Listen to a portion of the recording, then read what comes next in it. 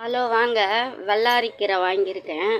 பசங்களுக்கு எக்ஸாம் ஆரம்பிக்குது இல்லைங்களா, ஞாபக சக்திக்காக வெள்ளாரிக்கீரை ஒரு கட்டு கவரில் தாங்க கட்டி தராங்க. அதை வாங்கிட்டு வந்து நல்லா க்ளீன் பண்ணி எடுத்து வச்சுருக்கேன். இந்த வெள்ளாரிக்கீரையை நல்லா க்ளீன் பண்ணிட்டேன். ஒரு 3 தண்ணி ஊற்றி நல்லா க்ளீன் பண்ணி வச்சுருக்கேன். இது சட்னி தாங்க பண்ண போகிறேன்.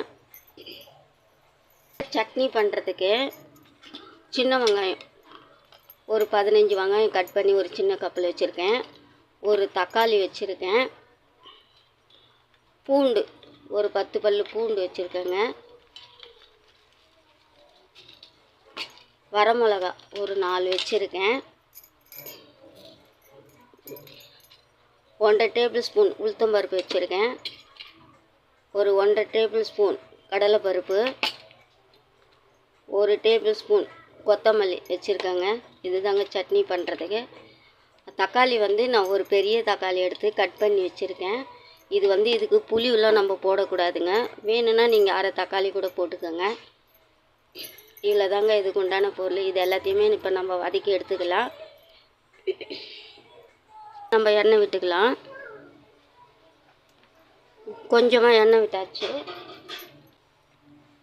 இதில் நம்ம கடலை பருப்பு அதையும் போட்டுக்கலாம்.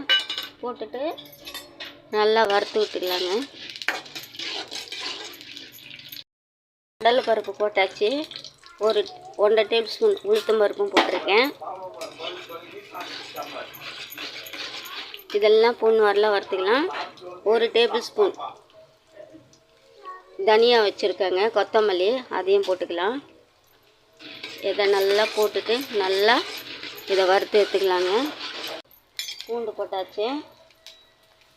இப்போது வரமிளகா வச்சுருந்தீங்களா, அதையும் போட்டுக்கலாம்.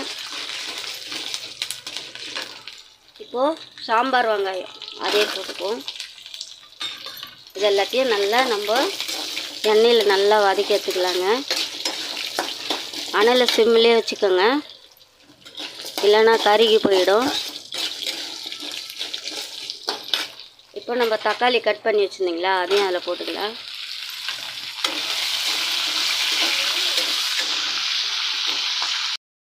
இந்த கீரைக்கு புளி போடக்கூடாதுங்க. இது நம்ம பருப்பு போட்டு கூட கடைஞ்சி குழந்தைங்களுக்கு கொடுக்கலாம். ஞாபக சக்தி ரொம்ப ரொம்ப நல்லாயிருக்கும். தக்காளி இன்னும் நல்லா வதங்கி வந்துடுதுங்க.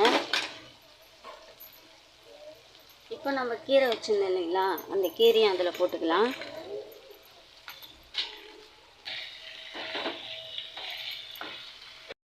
தேவையானாக்கா சிறுவை கூட இதை கட் பண்ணிவிட்டு கூட வதக்கலாங்க. நான் முழு கீரையை தான் அப்படியே போட்டு வதக்கி எடுக்கிறேன்.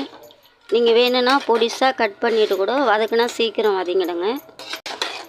இது குழந்தைங்களுக்கு வாரத்துக்கு ஒரு நாளைக்கு நம்ம பண்ணி கொடுத்தாக்கா குழந்தைங்களுக்கு ஞாபக சக்தி நல்லாயிருக்கும். சால்ட்டும் போட்டுக்கலாங்க. பத்தலைன்னா நம்ம துவையலுக்கு அப்புறமா போட்டுக்கலாம்.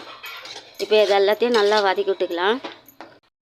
நிறைய கீரை வாங்கி செய்யணுன்னாக்கா 2 தக்காளி பெரிய தக்காளியாக வச்சுக்கோங்க. நான் ஒரு 5 வரமிளகா வச்சுருக்கேன். நீங்கள் 10 வரமிளகா வச்சுக்கோங்க. ஒரு 3 டேபிள் ஸ்பூன் கடலை பருப்பு வச்சுங்க. ஒரு 3 டேபிள் ஸ்பூன் உளுத்தம் பருப்பு வச்சுங்க. ஒரு 2 டேபிள் ஸ்பூன் கொத்தமல்லி வச்சுக்கோங்க. ஏன்னா நம்ம சட்னி அதிகமாக வரும். நான் கம்மியாக வாங்கினதுனால எல்லாமே கம்மியாக பொருளுங்கள்லாம் போட்டிருக்கேன்.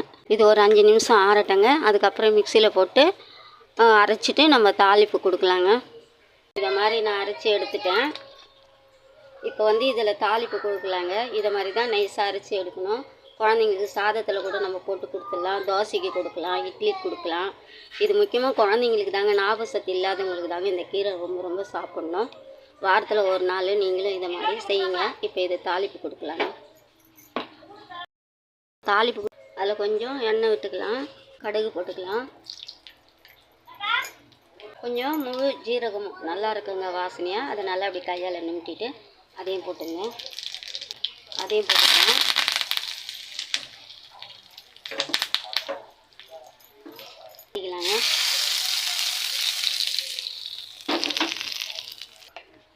ரொம்ப ரொம்ப நல்லா இருக்குங்க. குழந்தைங்களுக்கு கொடுங்க. ஞாபக சக்தி இல்லாதவங்களுக்கும் கொடுங்க.